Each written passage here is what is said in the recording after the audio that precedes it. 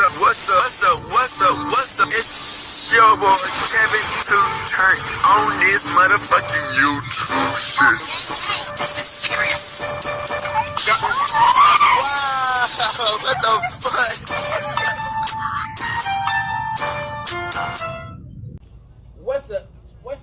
What's up? It's your boy Kevin to turn on YouTube shit. Hey man, say man, we are literally man, turn.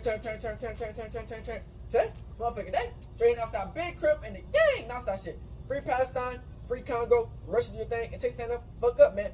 Each day is a new day to be a better version of yourself. Never let somebody bring you down, always fight back. Never let somebody tell you who you are, but never put yourself in a position you don't belong. Come to as a black Hebrew Israelite, as a real Jew. Let's get into this bitch. Alright. Today, motherfucking day. Straight outside, big crip and the gang, outside shit. Hey man, say man, so we got hey, this Durk shit, man. The FBI, the government had tricked Durk out of his spot. Durk got too damn comfortable. He thought he was gonna change the system up when Durk should have just got out the paint quicker. They said he was about to leave on a private jet, but unfortunately he had snitches around his camp. Fuck 12. You know, these snitches will come in and act like they're your friend and put you down. So, you know, all this is over little path. So a lot's been going on with his concert and him going to jail. And somebody got shot also. Let's get into this.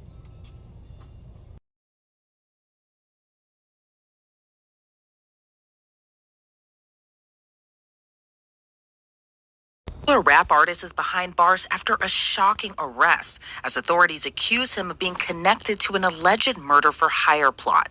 Chicago rapper Durk Banks, better known by his stage name Lil Durk, was arrested yesterday after allegedly attempting to flee the country, and at this time, he's being held in a Broward County jail in Florida, awaiting transfer to the U.S. Marshals.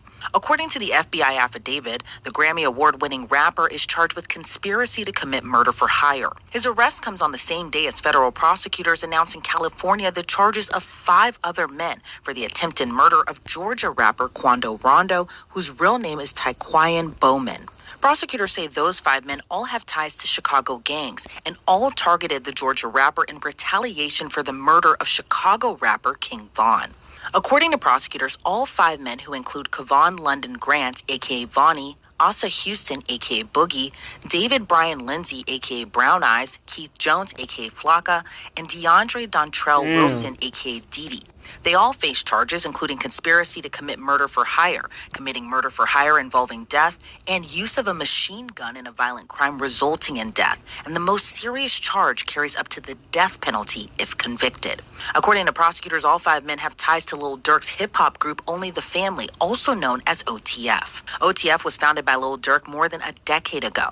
And according to the FBI, OTF members engage in violence, including murder and assault, at the direction of Lil Durk and to maintain their status in OTF. King Von, whose real name was Davon Bennett, was also a part of OTF and frequently collaborated with and was a longtime friend of Lil Durk. King Von was shot and killed in November of 2020 outside a nightclub in Atlanta. He was killed in the early morning hours of November 6th during an argument between 2 groups that escalated into gunfire. And he was fatally shot by Quando's associate Lil Tim after the argument. The indictment doesn't name Davon Bennett, a.k.a. King Von. Instead, the charging documents state a high-ranking OTF member, described by the initials DB, got into a physical altercation with someone referred to as TB, and the circumstances surrounding that incident mirror King Von's murder. The indictment says after DB's death, co-conspirator 1 made clear in coded language that they would pay a bounty or monetary reward to anyone who took part in killing TB for his role in DB's murder. That co-conspirator is allegedly Lil Durk, who authorities say made it known he would pay a bounty to anyone who killed Quando Rondo. According to the court documents, the men used an OTF-associated credit card to buy plane tickets to LA in August of 2022 to search for TB, who is allegedly Quando Rondo, and using funds provided by Lil Durk. Durk allegedly texted an associate arranging the flight, "Don't book no flights under no names involved with me."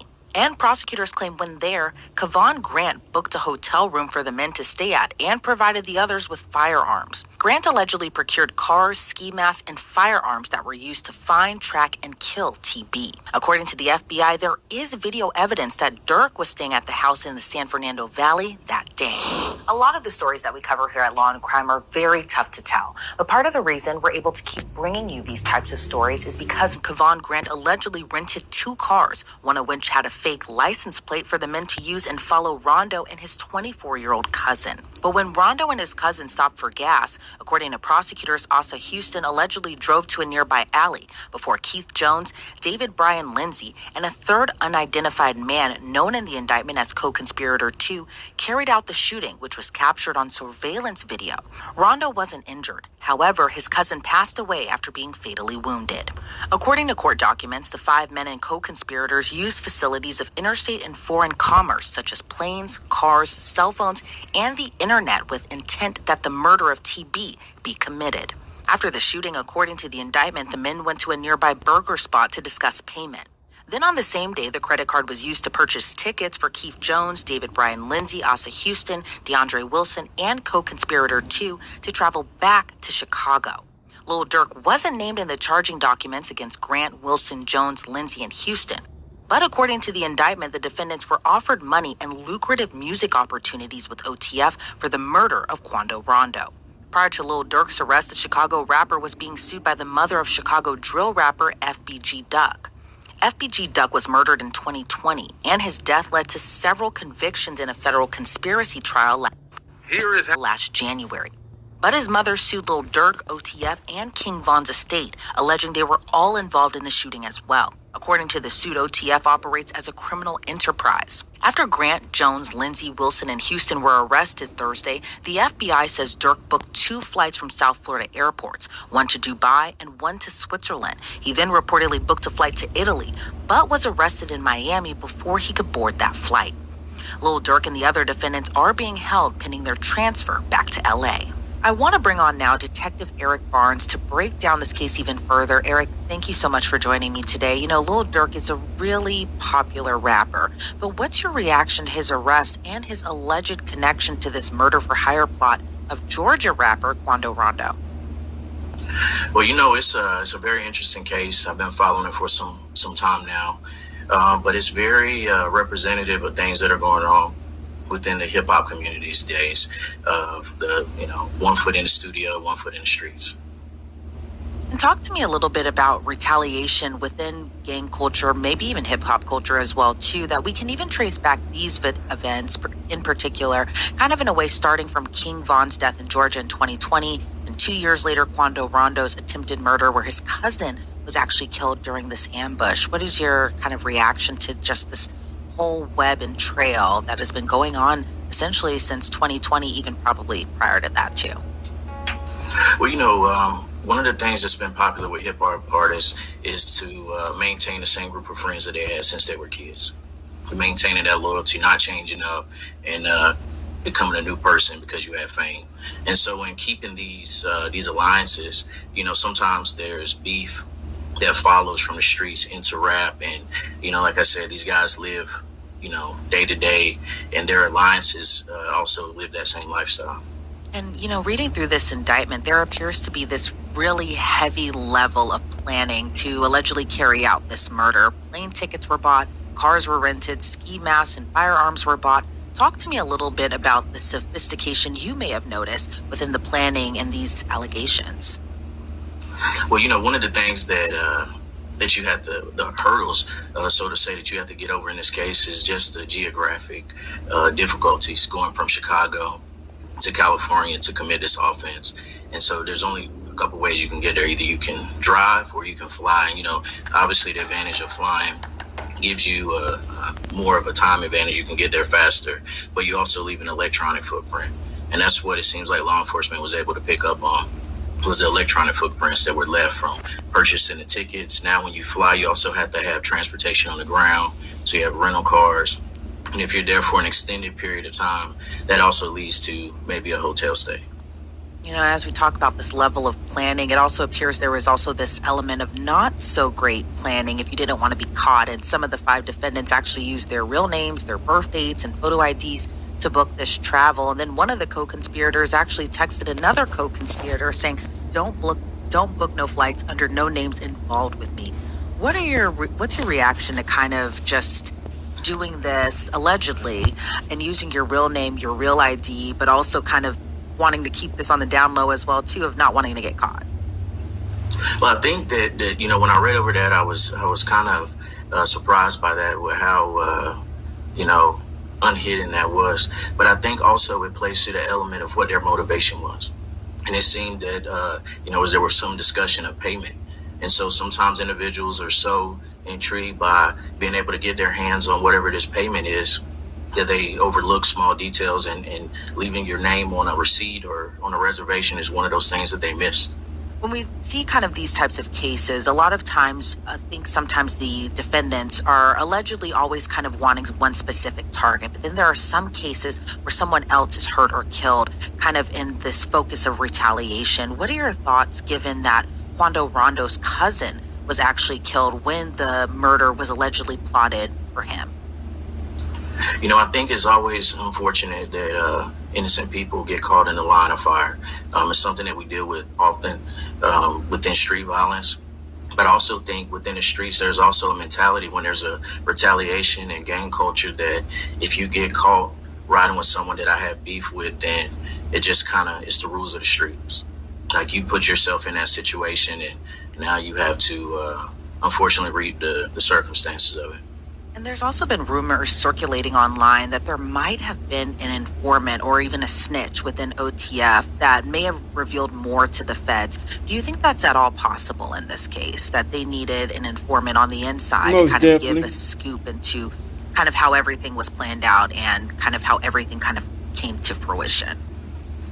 Well, I know that there was very detailed information, and it definitely indicates that the investigators did a great job digging up surveillance footage and being able to uncover some of the intimate details. I don't know if there was an informant necessarily, but it seems that they do have some very personal details in their. Everybody knows it's an informant. And given if there was possibly an informant, kind of how do they all play a role into this case? Because again, within the culture, a lot of times there is a no snitching policy. But what are your thoughts on whether or not there might have been an informant and kind of how that may have all came into this as well too?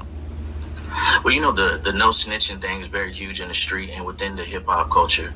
But one thing that within the law enforcement community, when someone is looking at a significant sentence, which I think murder for hire either carries in some sort of situations, death penalty, and also life in prison, it's every man for himself at that moment. And so the old cliche of the first one to talk gets the best deal, normally that weighs very heavily in these cases. Some of the defendants, in addition to being offered money, were also promised lucrative music opportunities if they carried out this murder. And I know we've kind of been having a discussion about, how rap culture kind of bleeds into gang culture. But what's your reaction to kind of this lucrative opportunity given they carry out this bounty?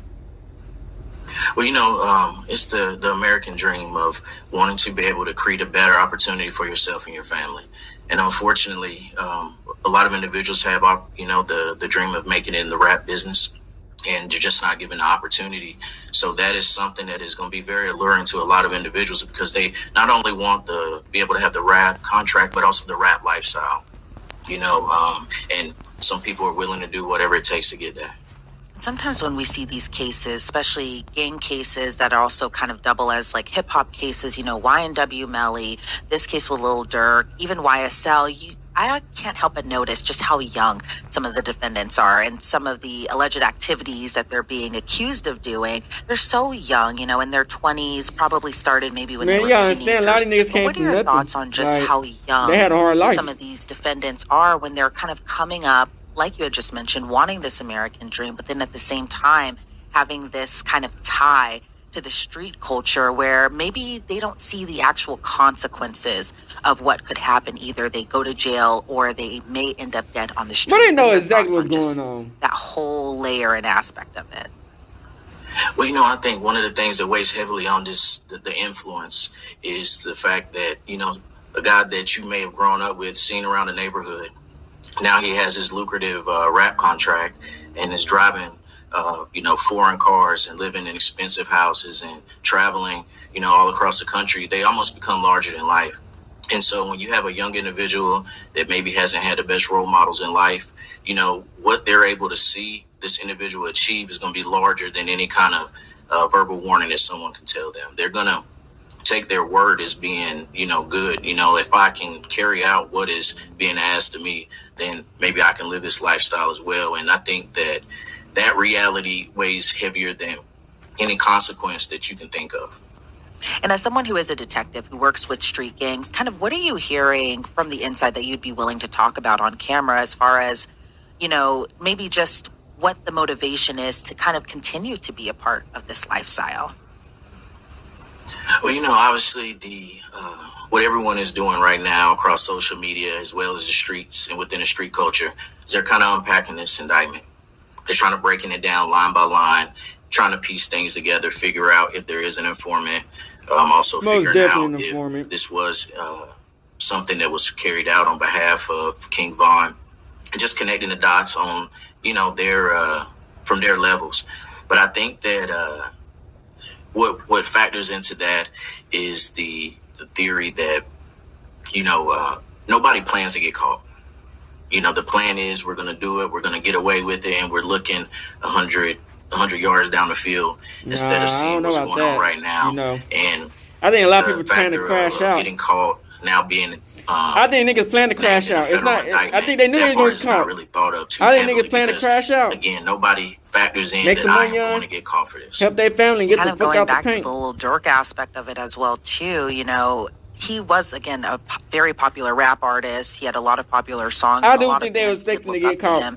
But it seems though, as we don't know at this particular point, but it seems though a lot of people may be alleging he's kind of the kingpin in a way of OTF, and that he is someone who carries out these plots, essentially kind of running a criminal enterprise. What are your thoughts on just kind of how people allege these popular rap artists are these kingpins in a way of criminal Look at the government. The government is the biggest kingpins of all. With this case, it's the going to be government very doing the interesting same damn how thing. it plays out. But we're going to really get into the basics of rap being entertainment, or rappers really living what they rap about. And I think the government does the same damn thing, but don't get investigators are going to have trouble. to get over with just proving that this bullshit. little Durk's role in OTF wasn't merely entertainment, that he actually had a role within the street culture of OTF. And do you see any other hurdles that investigators may come to find when they're kind of going through this case? Well, anytime that you're dealing with multiple people with inside, in an indictment, co-conspirators, what's people's roles kind of change, and then there's money as well involved with some of the people that were discussed in this case. So it's also heavily influenced by the street life and culture, gang life and culture. And so what they have today may change, and hopefully on the investigators' end, what you see in that indictment would only kind of snowball and grow larger. Maybe they're able to develop more evidence and convert some of these co-conspirators into witnesses for the government. Hell no. All right, Detective Eric Barnes, I appreciate so much your insight into This happened day before. In fact, we just spoke with the brothers of the 18-year-old victim who was shot in his chest. They tell me that the 18-year-old was out with a group of friends headed to a Durk concert at the United Center. Now, we do want to take you to video of the mass police presence at the scene from earlier tonight. They told me their brother and his friends were approached by a group of people on bikes and was shot after a struggle with the suspect's gun. This all unfolding just before 7 this evening near Walcott and Maypole, just steps away from the United Center.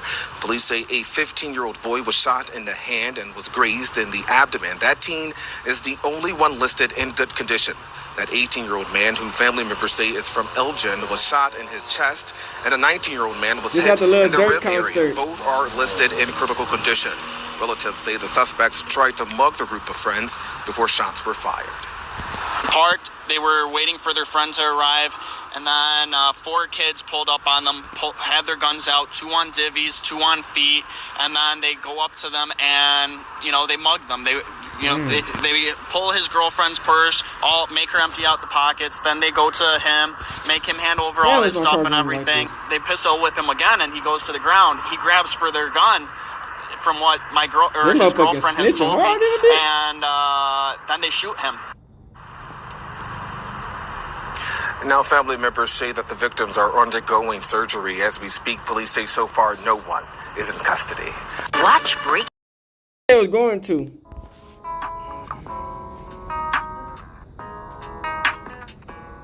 We was gonna react to this before Lil Durk even got arrested. I didn't even know Lil Durk was gonna get arrested. We was gonna react to this because I seen that somebody got shot at the concert. Everybody when you go to Chicago, everybody, even if your face is over right here. Not everybody done heard about Little Durk and his birthday celebration as he celebrated at the United Center in Chicago. And it was pretty interesting.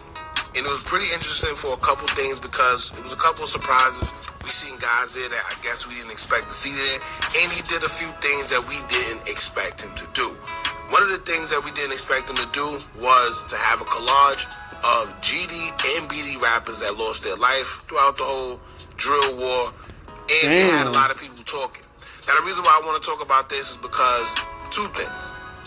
For one, I do hope it's sincere, right? I do hope it's genuine. I do hope after this isn't just a moment. And hopefully this will also carry on within the music. We see a lot of these guys, they say a lot. They may even show us that they want peace or act like they want peace. But somehow, some way, that gets lost in the music. And the reason why I say that is because they can say they want peace and they don't want drama and they do all the cool gestures, but then they get in their songs and still send subliminals or disses, and that's how this drill culture is fueled, right? It isn't just about body dropping, it's about antagonizing each other. It's about the music, the dissing the dead, the dissing my friends and all that's that. Like that's at least like by that. So at the end over of the day, I want to see people. how far this goes. But let me say this: this is a genocide. I think this is growth. I think this is a step in the right direction. I think they should have been did this, and I think if they did this before, then a lot of bodies, a lot of people would still be here if they did this in the past. But here's one thing, right?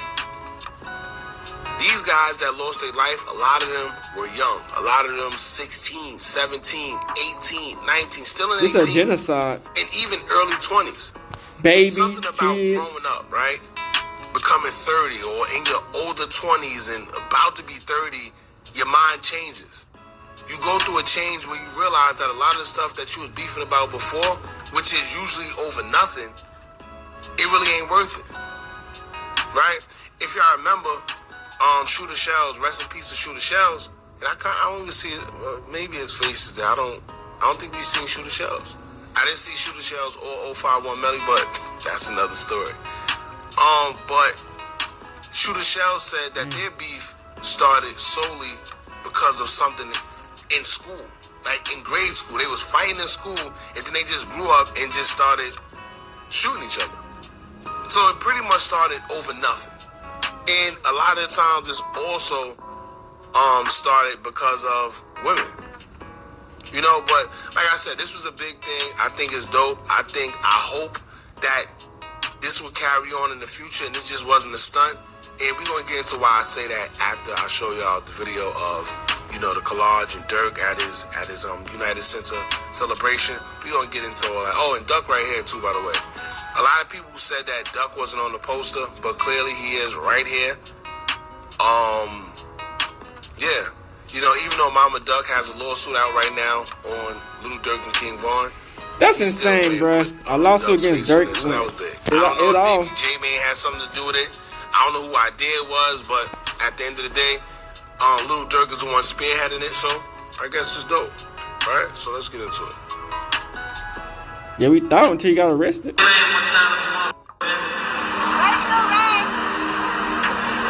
So look, right? So the Durk is facing life, gang. Everybody when you go to Chicago, everybody, even if your face is over right here. Or the death penalty. Still show love. Count down. You here with your best friend tonight, you here with your family tonight, make some love. Oh yeah, damn. Juice WRLD was from Chicago. Look to your left, look to your right. Now, so don't do it when nobody know one time, right? I want you to show love to him, shake that hand, give him a hug one time. Alright, so that was pretty much it, but y'all get the gist of it. Like I said, while he was at his birthday celebration, he got everybody together. J-Mane performed. Well, he didn't really perform, but he brought J-Mane out on stage. We seen Tay Savage there. DJ UTV was there. It was a couple people there, and like I said, it was dope. A lot of people, like I said, y'all know it's social media, so people are gonna have something to say.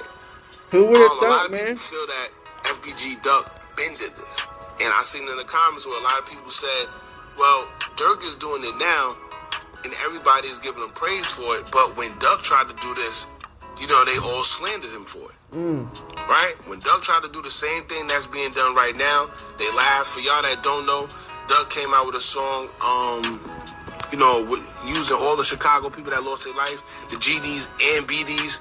And this was at a time when the drill culture was still the drill culture. People were still dying, losing their life, and Duck brought it upon himself to come out with a song and basically just put all that stuff to rest. He even gave his ops praise. So, of course, like I said, social media is going to be social media. Everybody had their own opinions. Some people are saying, you know, this is a dope gesture. Shout out to Durk for it, and shout out to him for it. You know, people like people pick and choose, a lot to man. do something like this. They hate you when Unless you it's around. a ploy, but when you gone, they love you. You know. They're saying that Duck Ben did this, and he just got ridiculed for it. Everybody laughed at him, and this is probably part of the reason he lost his life, because he was trying to bring peace. They wasn't. They were still making diss songs, which led him to make another diss song, and after that, unfortunately, he lost his life. But also, a lot of people think that he lost his life just based off that song, Dead B Words. No. It was a long, outstanding war between the two, and if you followed the trial, then you know exactly what went down and why he lost his life. Right? Another thing is this. And like I say, y'all know I always got to put everything out there. A lot of people are alleging or feel that the reason why Durk is doing this now is because there's a possible RICO on the rise. And maybe this is just a ploy to make it seem like he's not Warren, he's not a part of that. Yep. Whatever the case may be. Now, like I told y'all before, it's in social media. Everybody's going to have their own opinions. And to be honest with you, we know how the feds play. Durk has managed to convince the world that he's no longer a gangster from the most dangerous set in Chicago, the Black Disciples of O Block. But our sources on the streets of Chicago have revealed that Lil Durk is still very much active in the gang activities that go on within. Yeah, before all the shit. So this part, what We can do all that. you know, Before the they year were trying to get. 2013, Lil Durk had little to no claim to fame, hence the spotlight he has received today wasn't on him. But with the rise of his career, Lil Durk began gaining ground in the public space and had many eyes watching his every move, down to his moves on the streets of O Block. Lil Durk had to find a way to become the ghost of O Block, and the best way to go about it was through his music. Man, the streets were hot for Durk back then. Couldn't make no moves without the paparazzi bursting in on him. He had the top moving gangster, you know? With his claim to fame, Lil Durk had to find a way to prove his fellow Black disciples that the fame hadn't changed him, and he was still a gangster at heart. So Lil Durk decided to rep O Block by dissing his fallen ops in his music.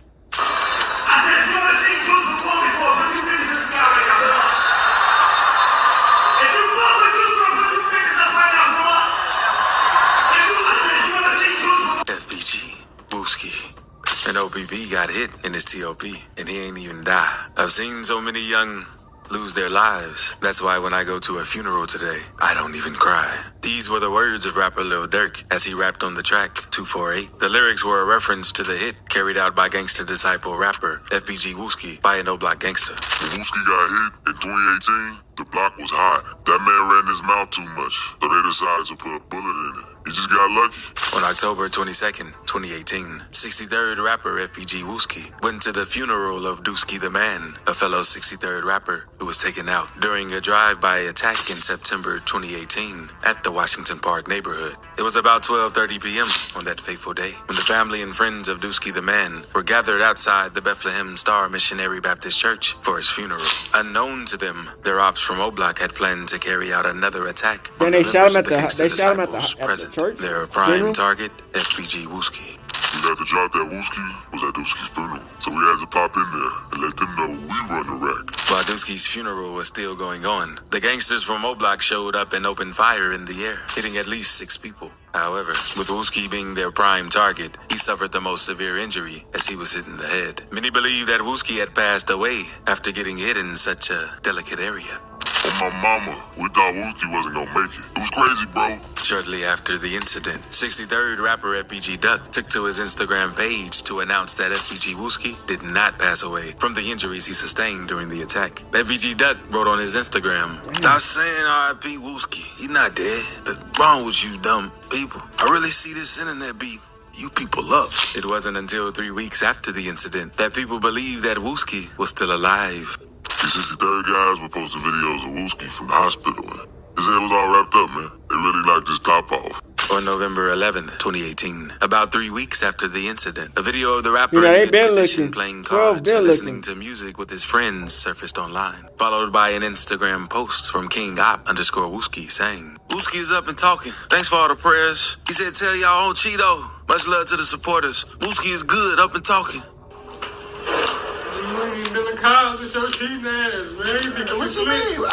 I'm cheating. What you mean? What makes you think I'm cheating? Before we keep going, if you want to stay up to date with the darkest truths from the streets of Chicago, coming from our insider sources, make sure to subscribe to Rap Hive to get first-hand information on all rap stories. Lil Durk's lyrics were an obvious reference to Wooski, who got hit at the top of his head at a funeral and survived. Dissing FBG Wooski was a way of letting people know that he may be in ghost mode, but he is still an O-Block gangster disciple. But that wasn't the only song where Lil Durk proved his loyalty to O-Block. In one of the biggest gang hits that has happened in the O-Block Black Disciples and 63rd Gangster Disciples gang wars, Lil Durk once again proved that he operated in the gang activities in the shadows as he released a track where he dissed the late 63rd rapper FBG Duck on several tracks. FBG Duck. Basically, you don't want with me anyway, you know what I'm saying? Right. So it ain't really about we with Durk, so we ain't gonna with him. Right. Cause you ain't grow up with Durk. You know what I'm saying? Y'all ain't grow up with Durk. Y'all been knowing Durk about 2-3 years or something like that. Right. 3, 4, however long it's been. Right. You ain't from where he from. Right. You don't owe him no loyalty that you think you owe him. You see what I'm saying? Like, to feel like you can't make money with the next man. On the tracks, Shit of Duck and Back in Blood, Lil Durk taunted his ops on 63rd as he dissed one of the prominent rappers from the Gangsta Disciples, FBG Duck, who was slain amidst the gang war between the two sets. Lil Durk made a clear reference to FBG Duck on the track, Shit of Duck, where he outrightly called his name. Lil Durk rapped, "I told my P.O. through the gate that I get high as..." She asked me how high do I get? High as Duck. On the track Back in Blood, Lil Durk sent another diss to the late FBG Duck as he rapped, "He was dissing on my cousin, now he in that wood." These lyrics were subtle acknowledgments from Lil Durk that he was aware of the things FBG Duck had said about O-Block rappers who were taken out during the gang war. Yo, it's your boy FBG Duck. Durk didn't speak on FBG Duck. We was thinking he ain't cool when one went down. But when they dropped tracks back to back, this and Duck, we knew for sure that Durk was still BD. Lil Durk referred to FBG Duck's murder on both tracks, saying "high as Duck" was a reference to the fact that FBG Duck was now flying high, and rapping "now he in that wood" referred to FBG Duck being buried in a coffin just after digging his cousins and other O-Block fallen disciples. On August 4th, 2020, rapper FBG Duck was gunned down in an attack on the street corners of Chicago. The attack on FBG Duck's life happened a couple of weeks after he released a diss track mocking at least 9 O-Block rappers who got caught up in the gang war between the sets and lost their lives. FBG Duck must have felt big in the studio rapping about my homies like that. Man's dissed on Sharoy, J Money, and the gang. They thought he can get away with it. They called bros slipping, and he didn't see it coming. On July 10th, 2020, FBG Duck released the title Dead, where he called out a couple of O-Block's fallen disciples, including Odie Perry, who the infamous O-Block was named after. FBG Duck rapped on the song, said I wasn't gonna diss the dead, and okay, I did it, but T-Roy, and Odie, them dead. Man, FBG and Duck people coming out of prison who was locked up for on the track. He rapped through the King track. Von's Y'all heard about J out. Money? I know you heard about Lil Boo. Yeah, Who's with you heard King about Von? Sharoy. Yeah, you know about Lil Steve. I'll go to D-Thang grave and take a piss on that. If Keto was alive, I'd make that suck my. The track sparked outrage in O-Block, with some of the top rappers from O-Block dissing FBG Duck right back. However, someone from Lil Durk's camp, who has since been identified as O-Block gangster King Von, put a $100,000 bounty on FBG Duck's head. King Von, who acted under the ghost of O-Block, Lil Durk, and carried out his dirty street business, offered a sum of $50,000 for anyone who was going to take out FBG Duck. But when no one took up the challenge, he upped the price to $100,000 and added that he would give out diamond chains to whoever took up the job. Basically, FBG Duck, he goes to like this opulent area. Okay, it's this rich part of Chicago. It's called like the Gold Coast, right? He goes shopping for his son.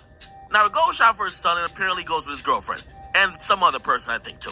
Hops out the car and he's waiting online. All right, well, first big mistake. You know, you shouldn't be waiting online when you got someone's beat. But I get it. Now, he's probably thinking he's in the safe part. He doesn't, like, there's no ops that's going to have money to buy stuff, so they're probably won't going to be around.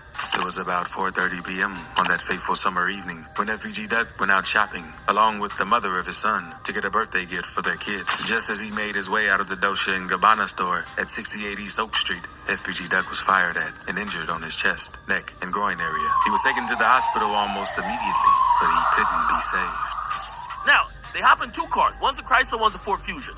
Muwap is in the Ford Fusion, and this other guy who they keep referring to as Liggins, okay, he's in the Chrysler, all right? And basically his name is C Murder. C Thing is also, I believe, in one of the vehicles as well. And here's the thing, what happens. A few months after the attack, 5 men from O-Block, including rapper OTF Muwap, who was affiliated with Lil Durk, the ghost of O-Block, were arrested and charged with the murder of FBG Duck. Hey, Lil Mike, your ass house, get the f*** in my lab. I ain't saying Jono, your ass in the house on BD, get on my line. Yeah. Boot your ass in the crib on King David. Crib, man, on King David. Pop out on King David. I'm outside. When I'm outside, it's that. Although Lil Durk may not be directly connected to these hits when investigations are carried out, word on the streets of Chicago is that no O-Block op goes down without his say-so. Perkio. Help save. Back then, we'd have been chilling, we'd been sitting on the porch, we'd have been eating. But now, since the violence got so crazy, like, we gotta really be on point now. Like, I'm saying, it's all about being smart. Staying away from the front of O-Block's gang activities over the years has saved Lil Durk from being labeled as a gangster on the internet and by the feds. But the truth is, he still partakes in a series of gang activities on the low. In order to take the eyes of the feds off him so he could peacefully carry out his gang activities, Lil Durk did what no Chicago gangster has ever done before. He hired a lookalike. Y'all seen that video? That Perkio did look like Durk 100. Everyone wanted Perkio to come through the O-Block so we could see what the hype was about. When we saw him, bro, it was crazy. I tell you, that Perkio looked like Durk, no doubt. In April 2022, Lil Durk made headlines after it was announced that he had hired a lookalike to take his place and represent him when he couldn't show up. People couldn't help but ask who this lookalike was. Where did Lil Durk find him? And just how much did he look like Lil Durk? Perkio is a social media influencer who has received thousands of comments, with people telling him he shared a striking resemblance with Lil Durk. These comments encouraged the lookalike to put out skits of himself, mimicking Lil Durk. He made these videos alongside his girlfriend, Kayla Thaler, who on the other hand, imitated Lil Durk's ex-fiancée, India Royale. Although famous on the internet, Perkio wanted to get Lil Durk's attention. So on Thursday, April 7th, Perkio collaborated with YouTuber King Sid to prank people at Florida's Broward County Mall. Lil Durk, man. Oh my God. Look, y'all, today we pulling off a crazy stunt, man. I ain't gonna lie. We had to sell this one. We have a meet and greet at the mall. While at the mall, Perkio dressed in expensive clothes to play the part of Lil Durk perfectly. He went to the mall with bodyguards to make it all seem real. Fans of Lil Durk gathered around Perkio, thinking it was O-Block's very own gangster in their mix. Perkio mirrored every part of Lil Durk, from his hairdo to his tattoos, the way he walked, and most importantly, he had the exact same eyes as Lil Durk. It was easy to believe that it was, in fact, Lil Durk, walking in the midst of these fans at the mall. In a 15-minute video shared on YouTube, YouTube. YouTuber King Sid, who Perkio collaborated, did all he could to convince fans that Perkio was truly Lil Durk. They rented a Lamborghini, a security team, hired fake paparazzi, and even copied Durk's tattoos. Hundreds of fans cheered on the fake Lil Durk and posed with him for dozens of photos.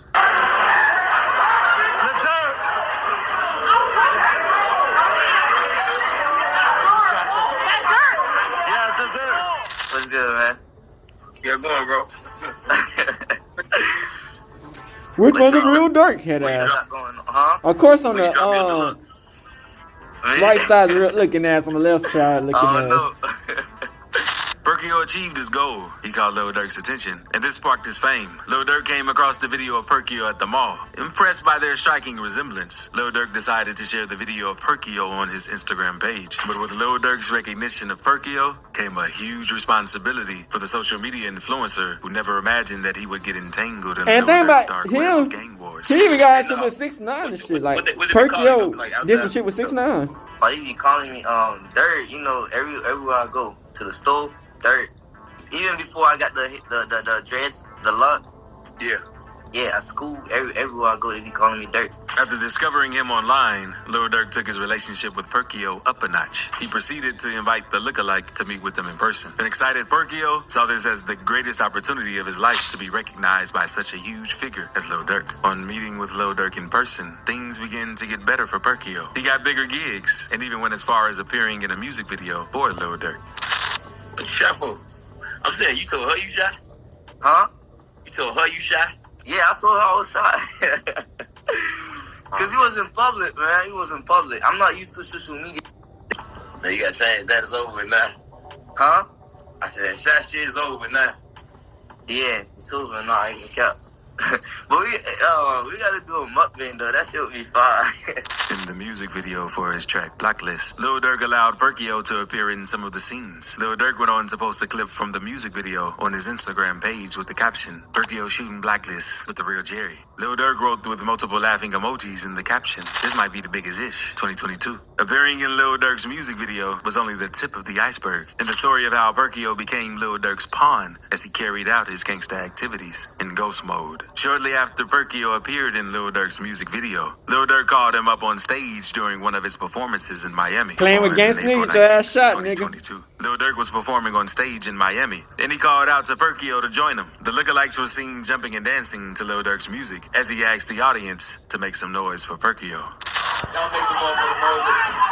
Perkio, hanging around Lil Durk so much, became quite suspicious. Fans understood that the idea of having such a spot-on lookalike was exciting, but when Perkio began hanging around Lil Durk all the time, it became obvious that the relationship between the two was a whole lot more than content for viewers on social media. Sources from the streets of O-Block began talking about seeing Perkio on the streets of Chicago, and that sometimes he walked around O-Block. I sure as hell know that Durk didn't come into town. So how the hell does someone that looks like Durk walking around O-Block? Perkio had no idea what Lil Durk had in store for him. Fans had speculated that Lil Durk was going to involve him in his gang activities when Perkio started hanging around Lil Durk a lot. But they never really thought he'd go through with it. It turned out that Lil Durk had hired Perkio to be his clone in order for him to carry out his gang activities on the low without gaining attraction from the cops. When we heard what Durk was up to with the Perkio kid, I thought to myself, this man smart as hell. I mean, my man went and copped himself a whole human being just so he could hang around his brodies on the block for real, for real. The ghost of O-Block. Hiring Perkio was the first step Lil Durk took to becoming the ghost of O-Block, to make his footsteps in the gang activities untraceable. But while Lil Durk operated in the shadows as the ghost of O-Block, Perkio was exposed to the dangers that surrounded Lil Durk's life. It didn't take a while before one of Lil Durk's ops spotted Perkio and took his revenge on him. On April 26, 2022, the world got to see firsthand the consequences of being Lil Durk's lookalike, as Perkio was picked on and taunted by one of Lil Durk's ops, 6ix9ine. It all began when 6ix9ine set up Perkio through a YouTuber to meet with him anonymously. Perkio had gone innocently, thinking he was going to collaborate with YouTuber Steve Will Do It. Nelk Boys, yeah. Actually, Nelk Boys, you feel me? They hit me up on IG. They sent me, they said, do I want to collab with anything and everything? I was like, all right, yeah, bet. I'm going to collab with them. So I start, we chopped it up and everything.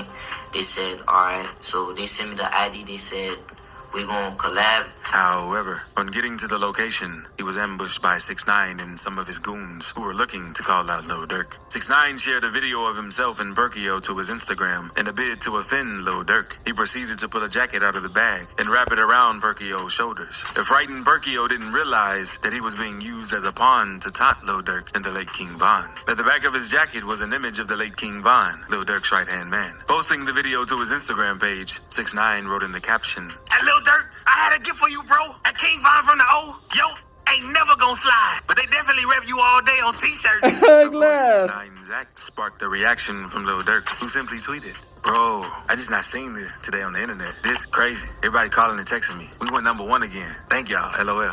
But while Lil Durk seemed unfazed about the Berkio harassment situation, that was the last time Berkio was heard from. He stopped hanging around Lil Durk. Damn, he was no longer seen on the streets of Goofy. O-Block. Lil Durk has continued to operate silently, both in the music industry and in his gang activities. But do you think one day he'll be caught involved in some shady gang-related activity? Could his fate end up the same as King Von's?